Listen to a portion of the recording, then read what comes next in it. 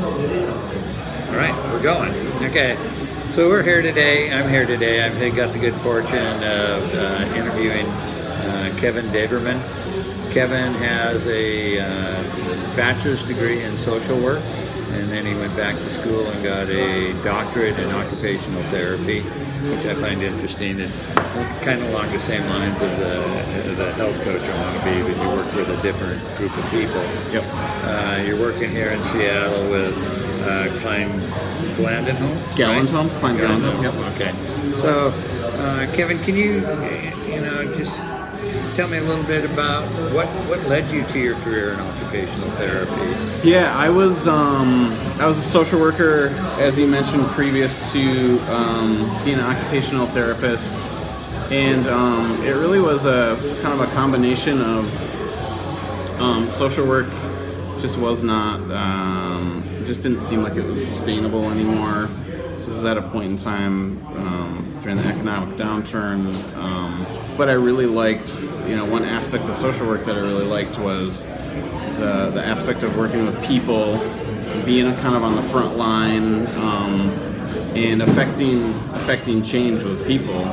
So, OT, the nice thing about OT is it's a little bit of a lot, right? So it's a little bit of movement science, it's a little bit of psychology, it's a little bit of sociology, it's a little bit of it kind of touches on many different aspects of the human condition. It gets into spirituality, it gets into socio-emotional issues. So real holistic. Yeah, a very holistic way to approach healthcare, essentially. Right. Whereas social work, it's a great profession, but it had to do more with, I'd say, advocacy, which OT also has a lot to do with advocacy and education. But social work, I felt like I was a little bit more pigeonholed, whereas OT, had the opportunity to really kind of look at the whole person, like you said, and just decided that this is a good opportunity for me to continue to work with people on a one-on-one basis, but to do it in a profession where there are better job opportunities, the pay was better, and I could still work with people. And that's kind of been my passion my whole life. I've kind of committed my life to service of other people, and this is a way where I could still use the skills and knowledge that I had attained through social work, and I could translate that into a profession that's and it's been a great fit. It's been a really good fit. So what are some of the most rewarding aspects of your job? I think for each OT that you talk to, it would probably be different. I really feel like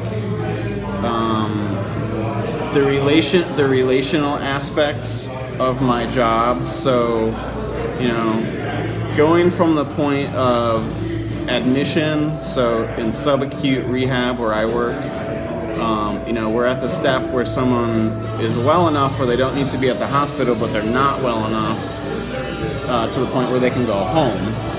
So the point of admission, seeing someone come in, sometimes come in and be in really rough, physical, mental, spiritual condition,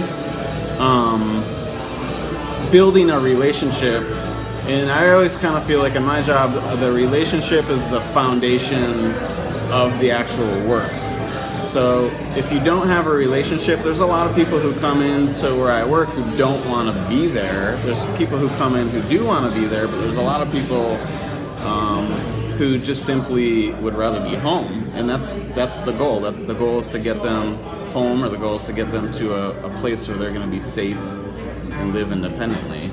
So the most rewarding part is this, and this doesn't always happen, but is to see someone come in, not be able to get out of bed, not be able to go to the bathroom, not be able to brush their teeth, not be able to walk, not be able to put pants on and leave, be able to do all those things. Right. And simply, it's a simple concept, but it's a very complex series of things that need to happen. Get them get that person back to doing the things that they really are either passionate about, give them meaning in their life, and even the mundane things, that the things that when you're healthy, you don't even really think about it, like putting on a pair of pants. Do that every single day, but all of a sudden if you have a stroke and you don't have use of one side of your body, that becomes extremely difficult. So seeing and kind of helping guide people through that process, and not only the patient, but everyone in that patient's life who is affected by what has happened.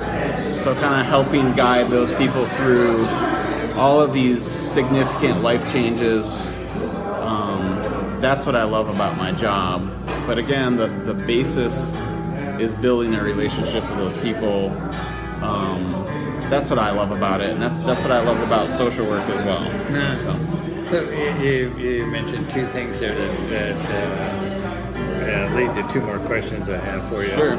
So, as an occupational therapist, the knowledge of the concepts of motor behavior, you talked about how things we take for granted that due to an injury or an illness, we lose that capability. Right. So how does your knowledge of these concepts of motor behavior help you with the patients? So, or how do you apply that? Yeah, so the main difference. So a lot of people, when they think of rehab, first of all, they think of physical therapy, right? Which is totally fair. The difference between physical therapy and occupational therapy, there's a lot of overlap, but the main difference is the difference in function, right? So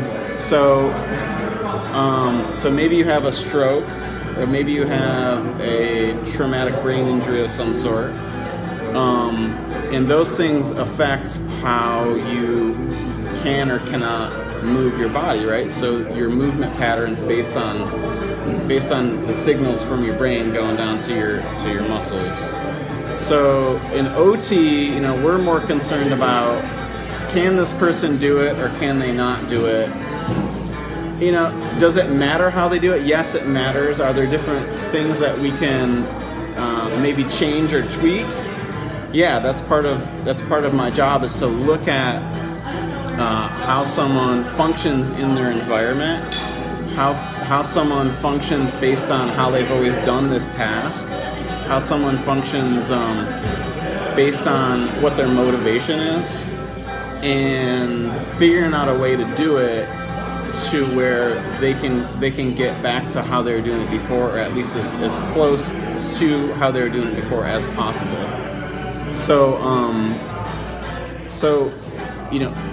one unique thing about occupational therapy that other professions aren't trained to do is it's called activity analysis, right? So it's taking, looking at something that could be very mundane, so brushing your teeth, for example, right, or putting on a pair of pants, and taking every single little movement and breaking it down step by step by step. And if you really think about it, if you really break down those motor movements, it's a series of very complex things that are happening. right. So, OT has the ability to look at that and maybe make adaptations to how the motor movement is actually happening, or make adaptations to the environment. So, right. do you need a Velcro waistband instead of a button waistband? How much movement are you actually getting through your hands? How much movement are you actually getting through your elbow? How much movement are you actually getting through your shoulder? And like how is the body actually working? And how much movement might you actually, if you're a stroke patient, how much movement might you actually get back? And if you're not going to get that movement back, How do you achieve that? How can we make the adaptation to achieve the function? Right. So whereas PT might focus a little bit more on strengthening, range of motion, endurance. OT definitely does that, but our end goal is, can this person put on the pair of pants? Right. And if they can't, what are we going to do? What are the other options? Right. Yeah. So you also mentioned that you deal with the patient or the client's family also. Right. So how does your knowledge of sociology help you in your work? So I mentioned it earlier. The social, environmental realms have a tremendous impact on how we live our daily lives. Right. So, where are we living? Who is around you? And, essentially, I would say the majority of my patients, would say that a lot of their motivation to do things and to be independent comes from the fact that they want to be engaged with other people, and especially when we're talking about geriatric patients, patients who simply because of age are becoming more and more isolated. They want to be engaged,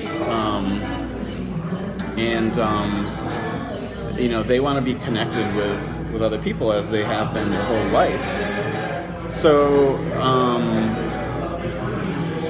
I think that not only my relationship with the patient, but knowing, we call it an occupational profile, right? So when we first do an assessment or an admission with a patient, it's kind of my responsibility to figure out, how are their circles kind of connecting, what is their job, what is their relationship with their spouse, what is their relationship with grandkids, what is their relationship with caregiver, what is their relationship with people in their facility, and kind of how does that all fit into what they can or can't do and what they want to or maybe don't want to do.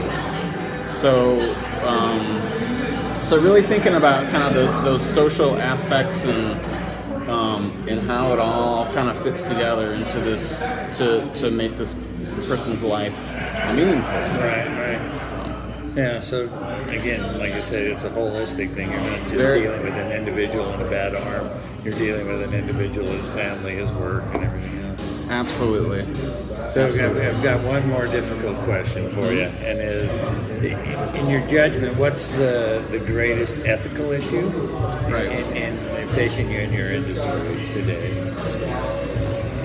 I would say I work in subacute rehab, and a lot of subacute rehab is driven by the insurance industry. So,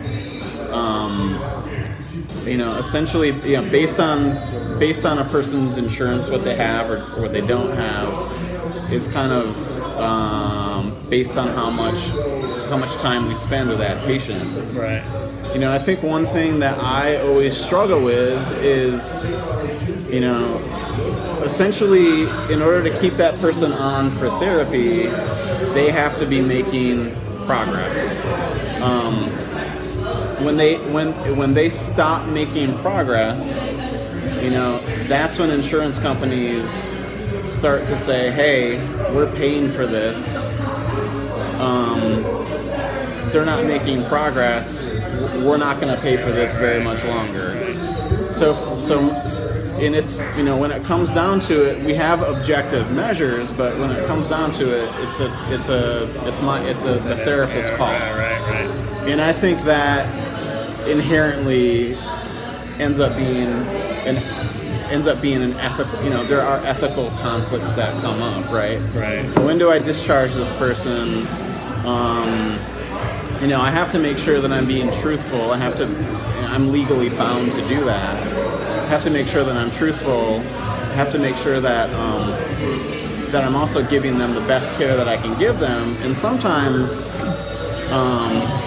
the therapy that I'm giving them, it's not necessarily the end of the line, but when the therapy at our facility ends, they're not going to get that level of care when they go home. Right. So we know that when they're in our facility, they're getting therapy 5 days a week for X amount of hours each day. You know, I have to kind of make that call. And it sometimes can be, there are ethical dilemmas that pop up where, do I keep this person on for therapy? I got to work with a physical therapist. I got to work with a nursing team. I got to work with the social worker. You know, is it ethical to keep this person on for a longer period of time? The family's really nice. The patient's really motivated. Are they making progress? You know, or maybe it's the opposite way around. This person's a pain to work with, but they deserve as much, you know, they have a right to get better just as much as anyone else does. Right. So that's what I find kind of in my everyday job, you know, that I'm sort of constantly having to, you know, I'm having to make that call. And a lot of times, you know, that can be kind of a big call. Yeah, no, I can see the anxiety that you would have in making that, because like you said, you're trying to balance between the care and attention that you're providing, the financial aspects of it, and the social aspects of it. Right.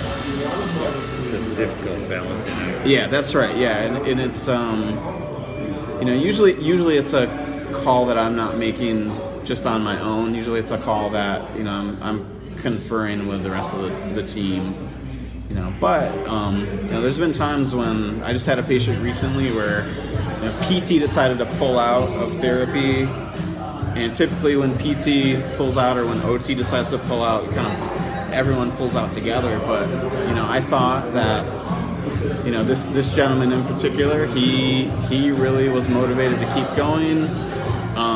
His main goal is, he had a stroke. His main goal is to be able to toilet independently. That's what he wanted to do.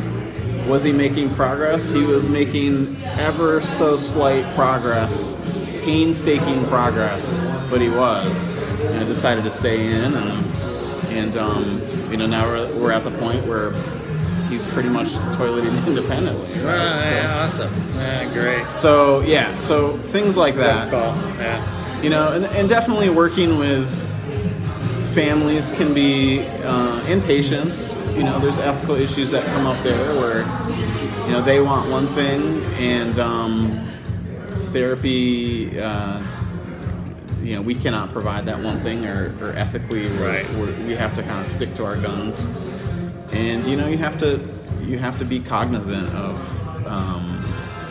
you know, lots of times family, they're just advocating for their loved one, you know, right. Or the patient, they're advocating for themselves.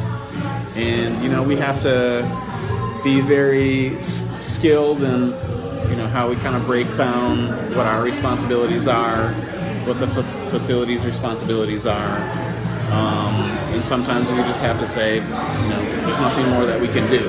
So yeah, I would say that those are the things that come up the most. So I'm gonna ask you now, Kevin. I appreciate it. It's great and very insightful for me. Mm-hmm. So if I were to be looking for a job,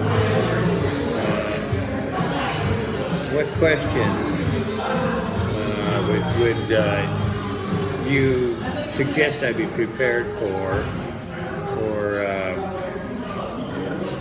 what questions would you ask me? Yep. If you were to interview me, and I'll try and answer them. So, the first question I would ask you is, why? You know, why do you want to work here? Why do you want to work in this field? What's your inspiration? What are the things that really motivate you to do that?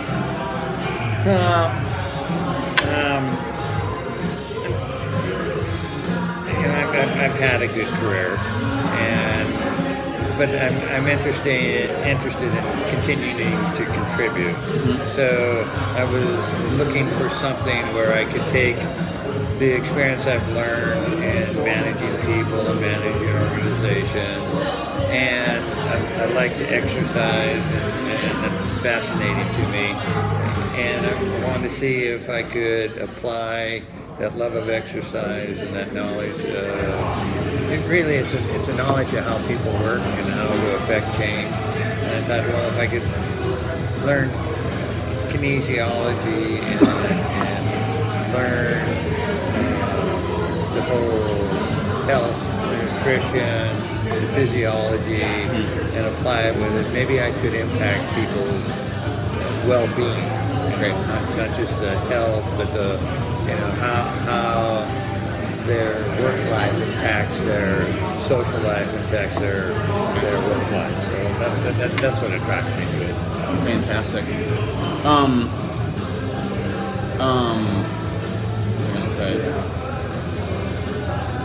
What are some attributes about yourself that you think are going to be an asset in that way? So you're talking about affecting change and affecting people's lives.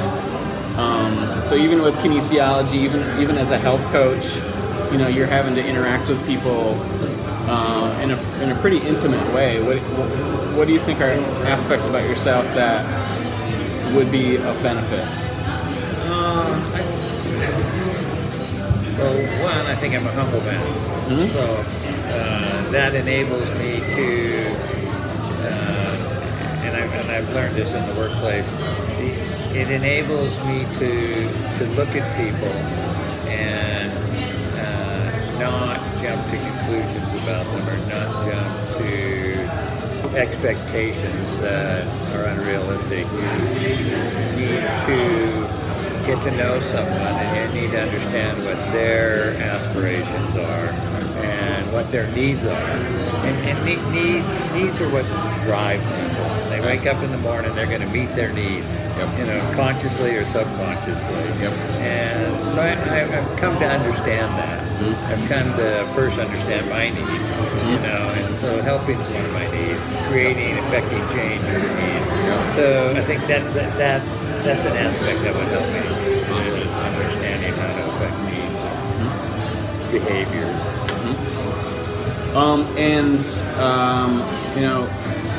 What qualities do you look for? Say you were to be in my position. What qualities would you look for in hiring somebody? It's the quality I respect most in people is integrity, and that's the toughest one to gauge in an interview.